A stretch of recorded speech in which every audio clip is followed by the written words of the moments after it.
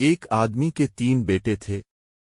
وہ چاہتا تھا کہ اس کے بیٹے یہ سبق سیکھ لیں کہ کسی کو پرکھنے کو جلد بازی کا مظاہرہ نہ کرے۔ لہذا اس بات کو سمجھانے کے لیے اس آدمی نے اپنے بیٹوں کو ایک سفر پر روانہ کرنے کا فیصلہ کیا اور دور دراز علاقے میں ناشپاتی کا ایک درخت دیکھنے کے لیے بھیجا۔ ایک وقت میں ایک بیٹے کو سفر میں بھیجا کہ جاؤ اور اس درخت کو دیکھ کر آ جاؤ۔ باری باری سب کا سفر شروع ہوا۔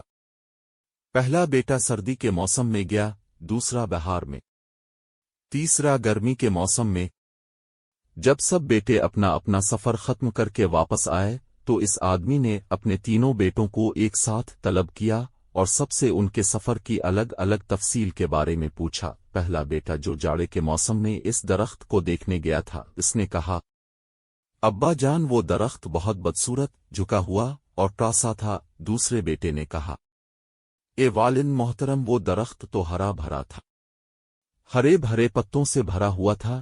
تیسرے بیٹے نے ان دونوں بھائیوں سے اختلاف کیا کہ وہ درخت تو پھولوں سے بھرا ہوا تھا اور یہ کہ اس سے اچھا منظر پہلے کبھی دیکھا ہی نہیں تھا۔ اس سب کے بعد اس آدمی نے مسکرا کر اپنے بیٹوں کی طرف دیکھا اور کہا کہ تم تینوں میں سے کوئی بھی غلط نہیں کہہ رہا، سب اپنی اپنی جگہ درست ہیں۔ بیٹے باپ کا جواب سن کر بہت حیران ہوئے کہ ایسا کس طرح ممکن ہے۔ باپ نے اپنی بات جاری رکھتے ہوئے کہا کہ میرے بیٹوں تم کسی بھی درخت آدمی کو صرف ایک موسم ایک حالت میں دیکھ کر کوئی حتمی فیصلہ نہیں کر سکتے۔ کسی فرد کو جانچنے کے لیے تھوڑا وقت ضروری ہوتا ہے۔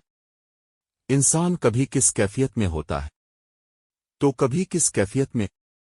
اگر درخت کو تم نے جاڑے کے موسم میں بے رونق دیکھا ہے تو اس کا مطلب یہ نہیں کہ اس پر کبھی پھل نہیں آئے گا۔ اسی طرح اگر کسی آدمی کو تم فقیری کی حالت میں دیکھ رہے ہو تو اس کا مطلب یہ نہیں کہ وہ آدمی برا ہی ہوگا۔ میرے بیٹوں کبھی بھی جلد بازی میں کوئی فیصلہ نہ کرو۔ کسی کو اس وقت سمجھایا پرکھا جا سکتا ہے جب یہ تمام موسم اس کے اوپر گزر جائیں۔ اگر تم سردی کے موسم میں ہی اندازہ لگا کر نتیجہ اخذ کر لوگے تو گرمی کی ہریالی، بہار کی خوبصورتی اور بھرپور زندگی سے لطف اندوز ہونے سے رہ جاؤ گے۔